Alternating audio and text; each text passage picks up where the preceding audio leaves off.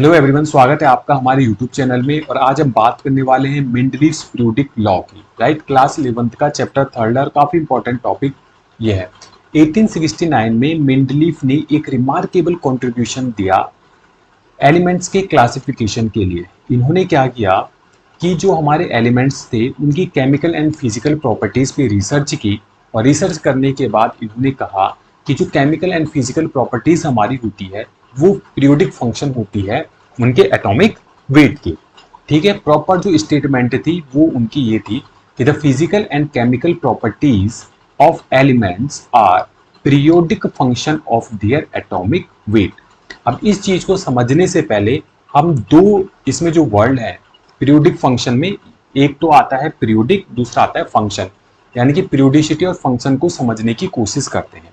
देखो, फंक्शन का मतलब होता है डिपेंडेंस। डिपेंडेंस, अगर कोई एक चीज दूसरे चीज पर निर्भर करती है तो उसको हम क्या कहते हैं? फंक्शन कहते हैं। मैथमेटिक्स में आपने पढ़ा होगा। यहाँ पे हम क्या इससे रिलेट करेंगे? हम रिलेट करेंगे कि ये फिजिकल एंड केमिकल प्रॉपर्टी जो एलिमेंट्स की होती है वो कहीं ना कहीं एटॉमिक वेट पर निर्भर करती है according to Mendeleev periodic law. Right, तो उम्मीद है ये जो फंक्शन वर्ड है ये आपको समझ में आया होगा। दूसरा जो इंपॉर्टेंट और महा इंपॉर्टेंट वर्ड है वो है पीरियोडिसिटी। ठीक है, क्योंकि पूरी पीरियोडिक टेबल पीरियोडिसिटी पे ही निर्भर करती है। तो पीरियोडिसिटी को कैसे समझेंगे? देखो, कोई भी चीज हो, अगर एक फिक्स्ड इंटरवल के बाद, फिक्स्ड इंटरवल के बाद वो रिपीट होती है, वो यदि रिपीट होती है या फिर ग्रेजुअली इंक्रीज होती है या ग्रेजुअली वो डिक्रीज होती है, तो उसको हम क्या कहेंगे? उसको कहेंगे हम कि भाई उस चीज में पीरियोडिसिटी पाई जाती है। जैसे मान लो आपको हर 6 घंटे में भूख लगती है। ठीक है, तो ये क्या है? एक पीरियोडिसिटी है कि भाई भूख लगना, 6 घंटे बाद भूख लगना। तो ये क्या होता है? हर एक पीरियड के बाद रिपीट होता जाता है। तो खाना क्या हो गया? एक पीरियोडिसिटी है। भाई खाना जो है एक तुम्हारा क्या है? एक पीरियोडिक फंक्शन है। राइट, अब केमिस्ट्री में हम इसको समझने की कोशिश करते हैं पीरियोडिसिटी को। अब इन्होंने क्या किया था मेंडलीव्स ने? जब एलिमेंट्स को उनके एटॉमिक वेट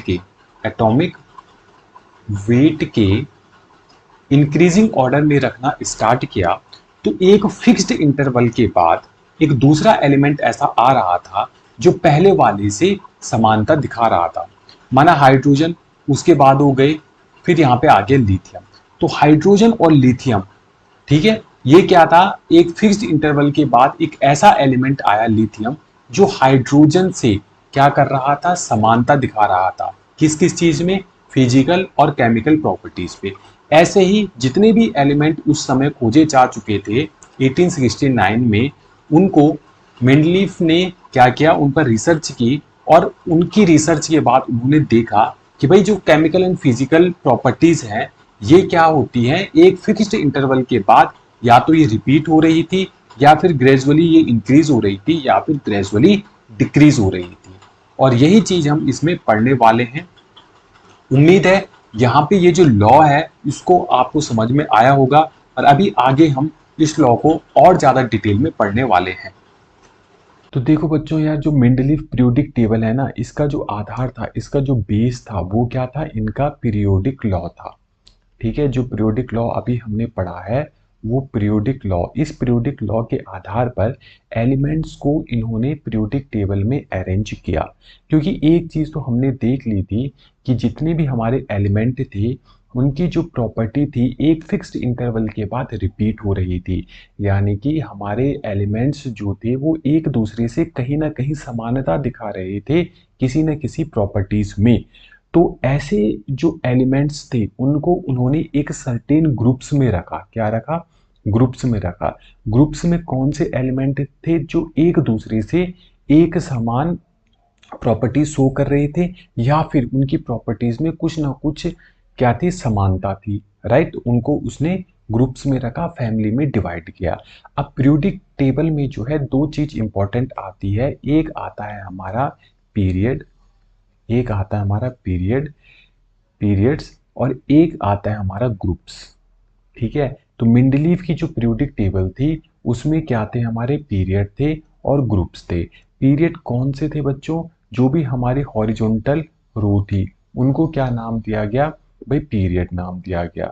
और जो भी हमारी वर्टिकल रो थी उनको क्या नाम दिया गया? ग्रुप्स नाम दिया गया। अगर किसी ग्रुप में जितने भी एलिमेंट हैं इस ग्रुप में, तो इसको बोला गया कि मान लो यहाँ पे सबसे ऊपर हाइड्रोजन एलिमेंट रखा हुआ है और उसके नीचे और ग्रुप है, तो इसको बोला गया ये कौन सी है भाई? ये हाइड्रोजन की फैमिली है। क्या है भाई?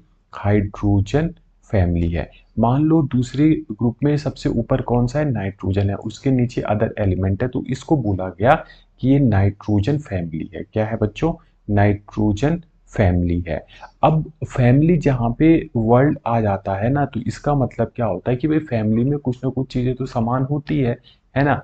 हमारे अगर समाज में देखो तो अलग अलग फैमिलीज हैं, तो हम उनको क्या देखते हैं? एक समान तरीके से देखते हैं, राइट। ऐसे ही अगर हम एलिमेंट्स में देखें तो अगर हम हाइड्रोजन फैमिली में जितने भी एलिमेंट्स आ रहे हैं वो कहीं ना कहीं हाइड्रोजन से कुछ ना कुछ रीजन से समानता दिखा रहे होंगे, राइट।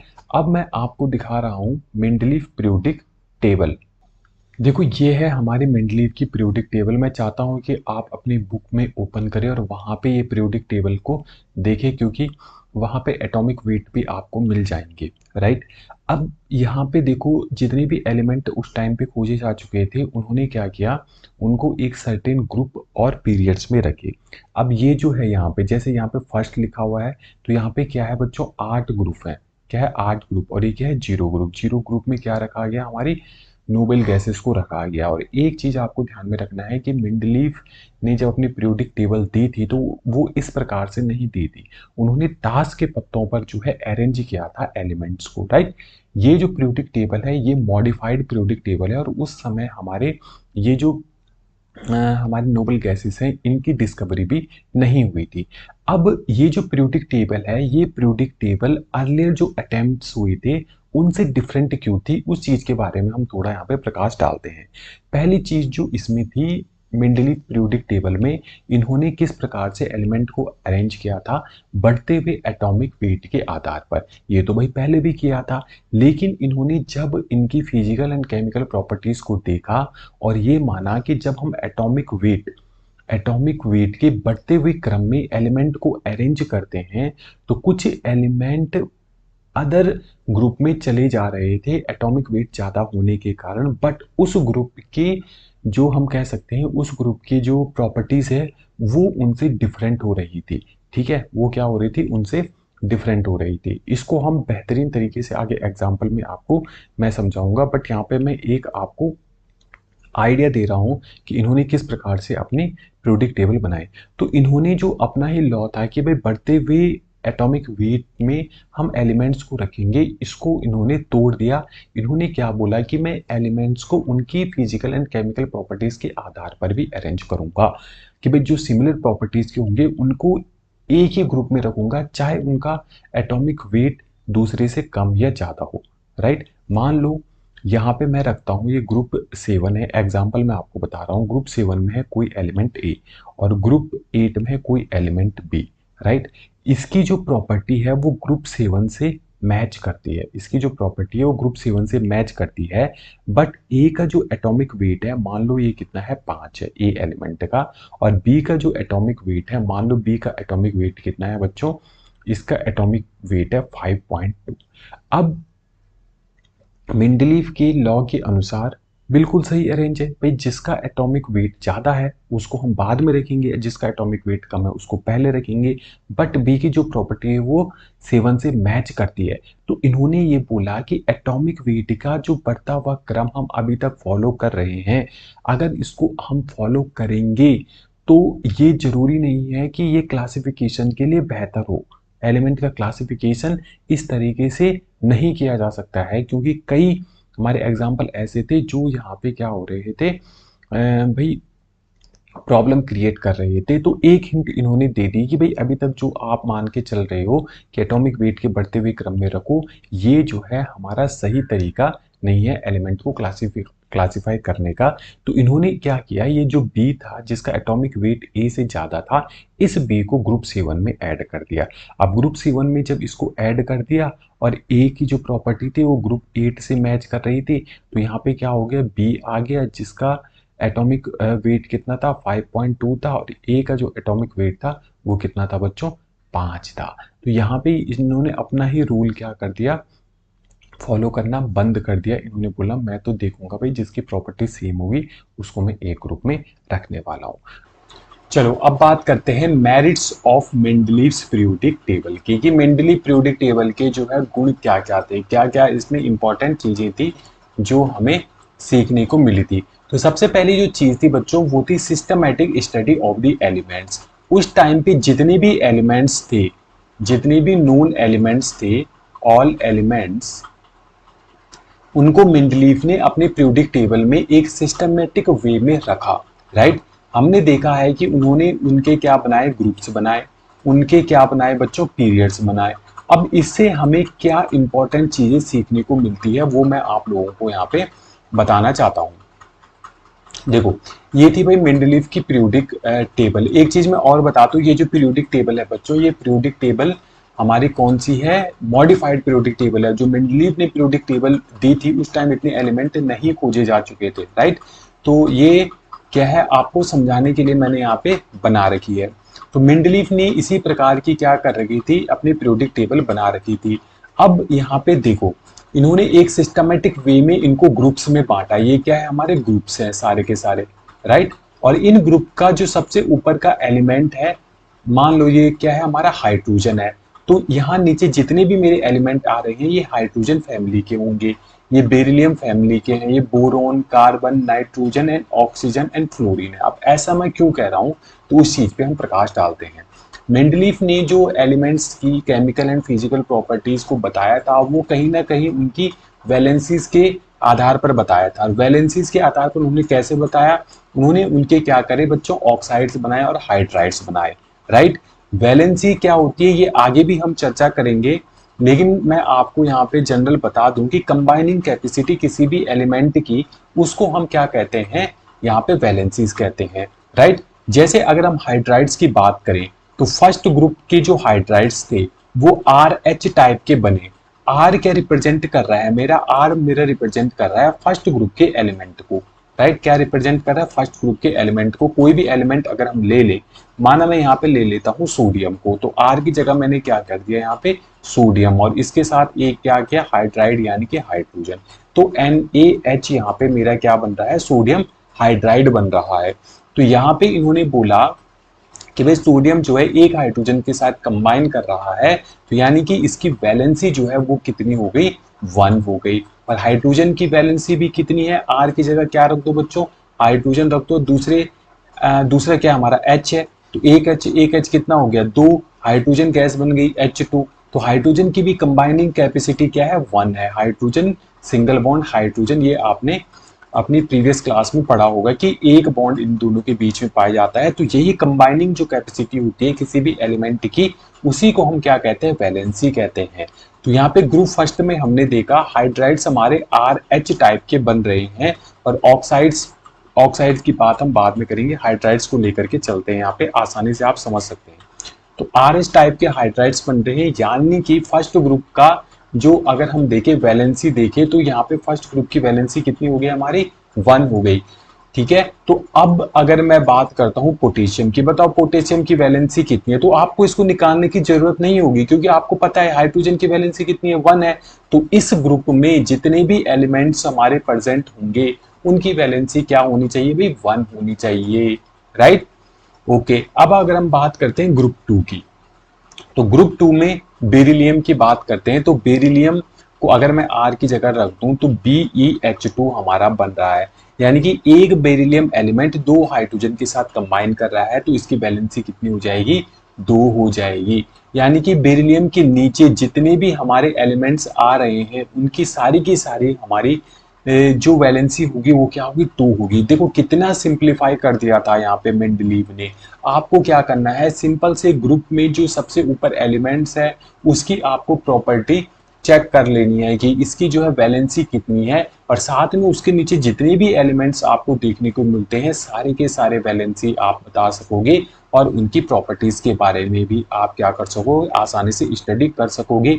इंडिविजुअल एलिमेंट की स्टडी करना आपको यहाँ पे नहीं करना पड़ेगा, राइट। इसी प्रकार से अगर हम बात करते हैं यार कार्बन की, तो कार्बन जो है हाइड्रोजन के साथ कितने बॉन्ड बना रहा है, 4 बॉन्ड बना रहा है, तो कार्बन की वैलेंसी यहाँ पे कितनी हो गई, 4 हो गई, राइट। अगर हम बात करते हैं बोरोन की, तो यहाँ पे बोरोन कितने बॉन्ड बना रहा है, 3, तो वैलेंसी कितनी हो गई, 3 हो गई।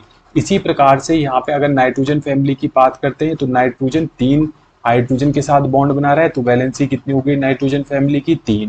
ऑक्सीजन की अगर हम बात करें, तो ऑक्सीजन RH2 बना रहा है, यानी कि यहाँ पे क्या हो जाएगा, इसकी वैलेंसी 2 हो जाएगी। इसी प्रकार से फ्लोरीन जो है एक हाइड्रोजन के साथ कंबाइन हो रहा है, तो इसकी वैलेंसी कितनी हो जाएगी, 1 हो जाएगी।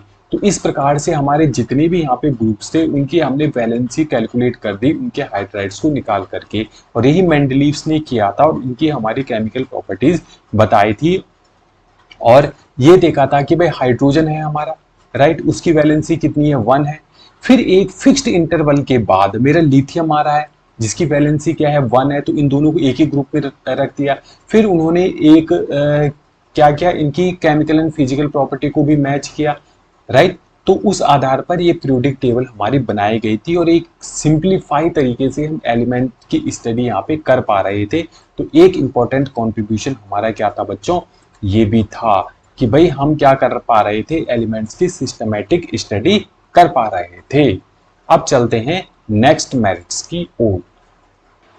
देखो मेंडली पीरियोडिक टेबल की जो सेकंड इंपॉर्टेंट बात थी वो थी प्रिडिक्शन ऑफ न्यू एलिमेंट्स। ये क्या करते थे भाई, भविष्यवाणियां भी करते थे, राइट। और इनकी जो भविष्यवाणियां थी, जो प्रिडिक्शन थी, वो सही साबित भी होती थी, है ना। खैर ये तो मजाक था, लेकिन यहाँ पे आपको ये देखना होगा कि इन्होंने जब अपनी पीरियोडिक टेबल दी थी, उस पीरियोडिक टेबल में गैप्स वहां पे छोड़ दिए थे, राइट। इन्होंने क्या बोला कि एल्युमिनियम उस टाइम पे खोजा जा चुका था और सिलिकॉन भी खोजा जा चुका था, लेकिन यहाँ पे जो जर्मेनियम और गैलियम और जर्मेनियम है, ये अभी भी उस टाइम पे अनडिस्कवर्ड थे। बट इन्होंने क्या कर दिया था, यहाँ पे गैप्स अपनी पीरियोडिक टेबल में यहाँ पे 2 गैप यहाँ पे छोड़ दिए थे। ऐसे बहुत सारे गैप उन्होंने छोड़े थे, बट ये जो 2 गैप्स उन्होंने यहाँ पे छोड़े थे, इनको उन्होंने इनकी प्रॉपर्टी तक उस टाइम पे बता दी थी, राइट। और इनका नाम उन्होंने दिया था, एक का नाम दिया था भाई एक्का एल्युमिनियम। इन्होंने क्या बोला, इसका नाम एक्का एल्युमिनियम। ये जो यहाँ पे गैप छोड़ा इसका नाम दिया एक्का एल्युमिनियम, और ये जो गैप था इसका नाम दिया इन्होंने एक्का सिलिकॉन। अब एका जो है ये संस्कृत का वर्ड है, राइट। इसका मतलब होता है नेक्स्ट, के बाद। तो एल्युमिनियम के बाद जो भी यहाँ पे एलिमेंट खोजा जाएगा भविष्य में, ये मेंडलीव ने बोला था कि उनकी प्रॉपर्टी मैं आप लोगों को बता देता हूँ, राइट। इसका मतलब उन्होंने क्या किया था भाई, प्रिडिक्ट कर दिया था उस समय कि ये जो गैप मैं यहाँ पे छोड़ रहा हूँ, ये जो एलिमेंट्स है इनकी जो है प्रॉपर्टी ये होने वाली है। और ये काफी ज्यादा बहुत बड़ी बात थी, और यही जो चीज थी जो बाद में जाके जब जर्मेनियम और गैलियम फाउंड किए गए और उनकी प्रॉपर्टी को मैच किया गया एक्का एल्युमिनियम और एक्का सिलिकॉन से, तो भाई साहब बहुत ही सिमिलैरिटी थी, मतलब एग्जैक्ट वो प्रॉपर्टी मैच कर रही थी। तो ये जो है काफी ज्यादा चर्चित का विषय उस टाइम पे बन चुका था, और मेंडलीव की जो पीरियोडिक टेबल थी ये काफी जो है ये जो है काफी फेमस हो गई थी, राइट। और अब मैं आपको उसका एल्युमिनियम है ना, इसकी एटॉमिक मास के बारे में बताया, डेंसिटी के बारे में बताया, मेल्टिंग पॉइंट बताया, फॉर्मूला ऑफ ऑक्साइड्स बताए, फॉर्मूला ऑफ क्लोराइड्स बताए। बाद में जाकर के जब गैलियम जो है डिस्कवर्ड हुआ, राइट, तो उस टाइम पे सारी की सारी ये जो प्रॉपर्टी उन्होंने पहले ही बता रखी थी, राइट, वो एग्जैक्ट मैच कर रही थी। देखो एटॉमिक मास 68 था, 70 निकला इसका। डेंसिटी 5.9 इन्होंने बता दी थी, लेकिन डेंसिटी कितनी निकली, 5.94 ही निकली, ठीक है, काफी ज्यादा मैच कर रही थी। मेल्टिंग पॉइंट लो बताया, तो इसका मेल्टिंग पॉइंट लो है, 29 के समथिंग है, राइट। ऑक्साइड्स का फॉर्मूला इन्होंने बता दिया था, E2O3, यानी कि G2O Ga2O3, राइट, ये भी जो है सिमिलर था और क्लोराइड्स के फॉर्मूले भी सिमिलर थे, यानी कि इन्होंने केमिकल एंड फिजिकल प्रॉपर्टी पहले ही प्रिडिक्ट जो की थी वो क्या थी, एग्जैक्ट सेम निकली। ऐसा ही सिलिकॉन के केस में आप देख सकते हो, एग्जैक्ट सिमिलरिटी आपको देखने को मिलेगी। तो प्रिडिक्शन ऑफ न्यू एलिमेंट ये काफी ज्यादा इंपॉर्टेंट पार्ट था मेंडलीव के पीरियोडिक टेबल का, जो उन्होंने वहां पे गैप्स छोड़े थे, साथ में उन गैप्स की जो प्रॉपर्टी को प्रिडिक्ट किया था, इसी की बदौलत जो है इनकी जो पीरियोडिक टेबल है इसको काफी नाम मिला था, राइट। और अब हम चलेंगे इनकी जो नेक्स्ट मेरिट्स थी, यानी कि नेक्स्ट जो इनकी अचीवमेंट थी वो थी हमारे जो एटॉमिक मास थे उसमें इन्होंने क्या किया, करेक्शन किया। देखो, थर्ड जो इंपॉर्टेंट बात इनकी थी वो था करेक्शन ऑफ एटॉमिक मासेस। इन्होंने अपनी पीरियोडिक टेबल के आधार पर जो एटॉमिक जो मासेस थे उनमें जो करेक्शन किया वो भी काफी जो है सराहनीय था।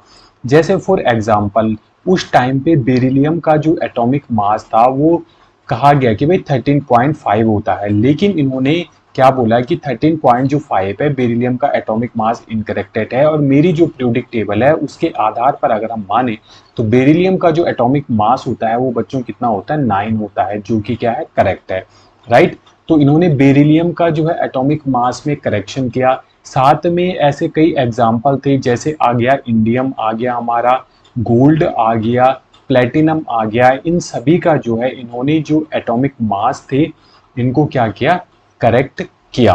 तो ये जो 3 अचीवमेंट थी बहुत ही ज़्यादा इंपॉर्टेंट थी, और अगर आपके एग्जाम्स में पूछा जाता है तो आप मेरिट्स में ये आराम से इसको नोट डाउन कर सकते हैं। उम्मीद है मेंडलीव की जो पीरियोडिक टेबल थी, इनकी जो मेरिट्स थी, इनकी जो अचीवमेंट थी वो आपको आसानी से समझ में आ गई होगी।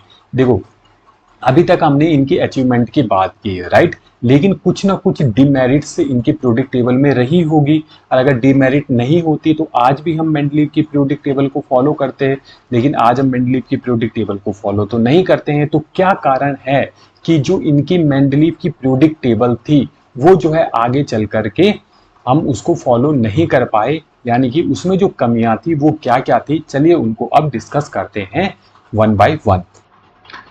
तो अब हम बात करेंगे demerits of Mendeley periodic table की, कि मेंडली पीरियोडिक टेबल की खामियां क्या क्या थी।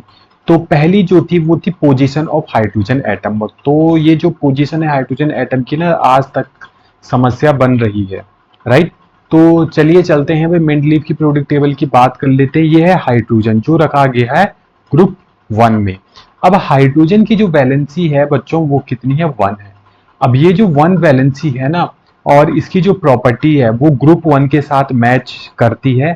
साथ में यहाँ पे ग्रुप जो 7 लिखा हुआ है ना, इसके साथ भी हाइड्रोजन की प्रॉपर्टी मैच करती है। इसीलिए जो है इसकी पोजीशन को फिक्स कर पाना इतना ज्यादा मुश्किल होता है कि भाई हम फर्स्ट ग्रुप में रखें इसको या 7 ग्रुप में रखें। तो मेंडलीव की जो पीरियोडिक टेबल थी इसकी पोजीशन को लेकर के क्या नहीं थी, फिक्स नहीं थी। उन्होंने फर्स्ट में तो रखा, साथ में ये भी कहा कि भाई हाइड्रोजन की जो प्रॉपर्टी है वो 7th ग्रुप के एलिमेंट से भी मिलती जुलती है। तो ये जो है यहाँ पे ये प्रूफ नहीं कर पाए, राइट। पर कुछ सेकेंड जो डिमेरिट है वो था भाई एनामोलस पेयर। कुछ पेयर्स मेरे ऐसे थे पीरियोडिक टेबल में जो मेंडलीव का पीरियोडिक लॉ ही फॉलो नहीं कर रहे थे। उसके पीछे भी मेंडलीव ने रीजन बताए। अब रीजन उन्होंने क्या बोला, उन्होंने बोला कि भाई पीरियोडिक टेबल मैं एटॉमिक वेट के इंक्रीजिंग क्रम में तो बना रहा हूं, लेकिन कुछ ऐसे पेयर है, कुछ ऐसे एलिमेंट्स हैं जिसमें मेरा ये जो लॉ है ये क्या है, फेल हो रहा है। मैं जो इन एलिमेंट्स का पेयर बना रहा हूं वो उनकी फिजिकल एंड केमिकल प्रॉपर्टीज के आधार पर बना रहा हूं, जिनकी chemical and physical property same होगी। मैं उनको एक ही स्थान में रखूंगा, एक ही ग्रुप में रखूंगा, चाहे वो एटॉमिक वेट के रूल को फॉलो करते हैं या फिर नहीं करते हैं। और इस चीज को हम और ज्यादा आसानी से समझ सकते हैं अपने पीरियोडिक टेबल में। तो देखो, ये है मेंडलीव की पीरियोडिक टेबल, राइट। इसमें अगर हम बात करें ऑर्गन के एटॉमिक वेट की, तो ऑर्गन का एटॉमिक वेट होता है बच्चों 39.9, और पोटेशियम का जो एटॉमिक वेट होता है वो होता है 39.1, राइट। अगर हम पीरियोडिक लॉ के अनुसार चले तो पोटेशियम जो है पहले आना चाहिए ऑर्गन से, और ऑर्गन जो है पोटेशियम के बाद आना चाहिए, तो एटॉमिक वेट के अनुसार। लेकिन ऐसा यहाँ पे नहीं होता है। उसका रीजन क्या है कि अगर मैं पोटेशियम को पहले रख लेता हूँ तो पोटेशियम की जो प्रॉपर्टी है वो इनसे मैच ही नहीं करती है, जीरो ग्रुप के साथ मैच नहीं करती है। पोटेशियम की जो प्रॉपर्टी है वो ग्रुप फर्स्ट के एलिमेंट्स के साथ मैच करती है। तो मेंडलीव ने यही बोला कि भाई कुछ ऐसे एनामॉलस पेयर है जहां पर मेरा जो रूल है वो फॉलो नहीं होता है। उसका सिंपल सा उन्होंने रीजन दिया कि केमिकल एंड फिजिकल प्रॉपर्टीज जिनकी सिमिलर थी, मैंने वहां पर एटॉमिक वेट का रूल लगाया ही नहीं है। राइट। तो जहां पर एटॉमिक वेट का रूल नहीं लग रहा था वहां पर ये समझ लेना आप कि भाई केमिकल एंड फिजिकल प्रॉपर्टीज वो क्या थी, डिसिमिलर थी, अगर हम एटॉमिक वेट के रूल के अनुसार वहां पर चलते हैं। तो ये जो है काफी मतलब एक यूनिक इन्होंने निकाला था मेंडलीव ने कि भाई अपने एटॉमिक वेट वाले रूल को ही फॉलो करना बंद कर दिया।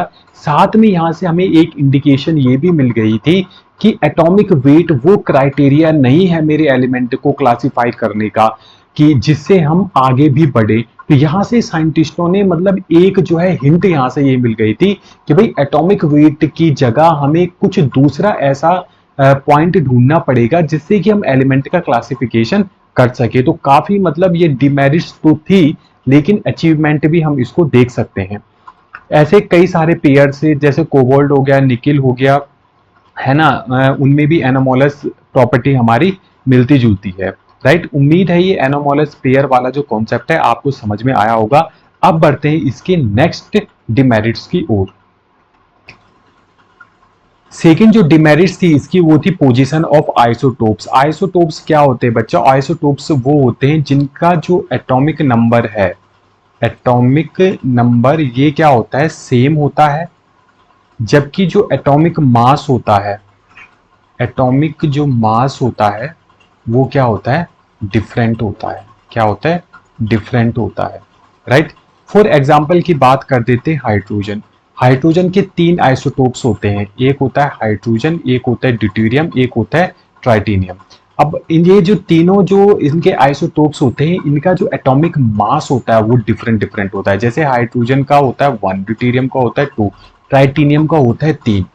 अब मेंडलीव के पीरियोडिक लॉ के अनुसार ये जो तीन हाइड्रोजन के आइसोटोप्स हैं इनको एक डिफरेंट डिफरेंट पोजीशन पे रखा होना चाहिए था हमारे पीरियोडिक टेबल में, क्योंकि मेंडलीव का पीरियोडिक लॉ हमारा यही कहता है कि अगर हम एटॉमिक वेट के इंक्रीजिंग ऑर्डर में एलिमेंट्स को रखना है, हमें क्या करना है, एटॉमिक वेट की इंक्रीजिंग ऑर्डर में एलिमेंट्स को रखना है। बट अगर हम इसकी पीरियोडिक टेबल को देखें, मेंडलीव की पीरियोडिक टेबल को, तो हाइड्रोजन के लिए एक ही स्थान यहाँ पे दिया गया है।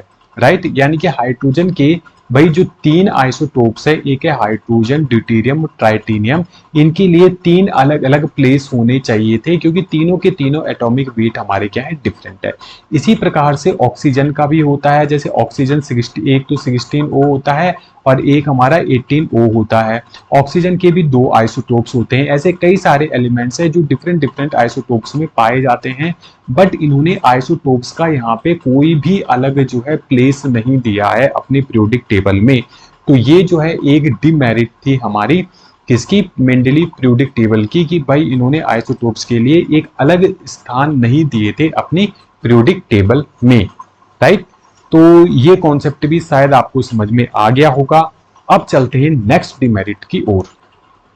देखो नेक्स्ट जो डिमेरिट्स आती है ये काफी इंपॉर्टेंट है आपको समझना। राइट। अभी तक हम क्या बोल रहे थे कि अगर किसी ग्रुप में, अगर किसी ग्रुप में जितने भी एलिमेंट्स मेरे प्रेजेंट हैं, जितने भी एलिमेंट्स प्रेजेंट हैं वो सारे के सारे ऐसे होते हैं कि भाई उनकी प्रॉपर्टी आपस में सेम हो। राइट। ये मेंडलीव ने भी बोला था। लेकिन हमारे मेंडलीव ने पीरियोडिक टेबल में कुछ ऐसे एलिमेंट थे जो सिमिलर नहीं थे बट वो एक ही ग्रुप में प्रेजेंट थे। फॉर एग्जाम्पल की बात करते हैं, जैसे अगर मैं बात कर दूं कॉपर की और मरकरी की, इन दोनों की प्रॉपर्टी आपस में मिलती जुलती है बट इन दोनों को जो है अलग अलग ग्रुप्स में रखा गया। अब ये क्यों रखा, इसका जवाब मेंडलीव के पास नहीं था। राइट। ऐसे ही अगर मैं बात करता हूँ लिथियम की, सोडियम की और पोटेशियम की, भाई इन तीनों की हम बात करते हैं कि इन तीनों की जो है प्रॉपर्टीज आपस में मिलती है, बट क्या इनकी प्रॉपर्टी कॉपर, एजी या गोल्ड के साथ मिलती है? बिल्कुल नहीं मिलती है। इन तीनों की जो प्रॉपर्टी है वो क्वाइट डिफरेंट है इन तीनों से। तो ये जो है काफी बड़ा डिमेरिट था मेंडलीव की पीरियोडिक लॉ का, कि इन्होंने क्या किया था कि सिमिलर जो हमारी प्रॉपर्टी वाले एलिमेंट थे इनको कहीं कहीं पर डिफरेंट ग्रुप में अरेंज कर दिया था। मैं ये नहीं कहूंगा सारे एलिमेंट्स के साथ इन्होंने ऐसा किया था, लेकिन कुछ एलिमेंट्स हमारे ऐसे थे जो सेम प्रॉपर्टीज के थे बट डिफरेंट डिफरेंट ग्रुप में प्लेस करे कर रखे थे, और जो डिसिमिलर प्रॉपर्टी वाले एलिमेंट्स थे वो एक ही ग्रुप में प्लेस थे। तो ये एक डिमेरिट्स में से एक था। उम्मीद है ये आपको समझ में आया होगा, और बढ़ते हैं यार अपने आगे नेक्स्ट डिमेरिट्स की ओर।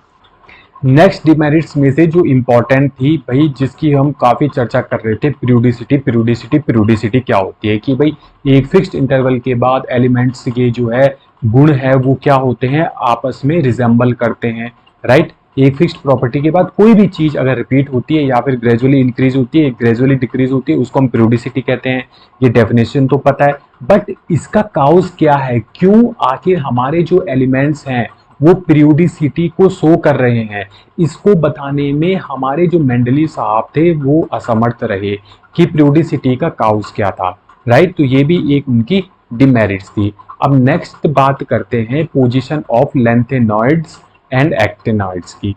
तो इन्होंने इनकी लेंथेनाइड एंड एक्टिनाइड्स के, जैसे अगर हम आज मॉडर्न पीरियोडिक टेबल की बात करें तो नीचे आपको एक्टिनाइड और लेंथेनाइड के लिए दो जो है अलग से आपको क्या मिल जाएंगे, प्लेसेस मिल जाएंगे जहां पे हमने लेंथेनाइड एंड एक्टिनाइड्स को प्लेस किया है। बट मेंडलीव की पीरियोडिक टेबल में इनको अलग स्थान नहीं दिया गया, उन्हीं एलिमेंट के साथ रखा गया जो खोजे जा चुके थे, राइट। यानी कि इनकी प्रॉपर्टी जबकि दूसरों से अलग थी लेकिन मेंडलीव ने इनके लिए अलग स्थान नहीं दिया था। तो ये थी मेंडलीव की पीरियोडिक टेबल, जिसमें हमने बात की कि इनका पीरियोडिक लॉ क्या था। दूसरा हमने इनके मेरिट्स की बात की, साथ में इनके डिमेरिट्स की बात थी। बहुत बड़ा कंट्रीब्यूशन इन्होंने केमिस्ट्री में अपना दिया था, और इसी की बदौलत आज हम मॉडर्न पीरियोडिक टेबल में पहुंच पाए हैं।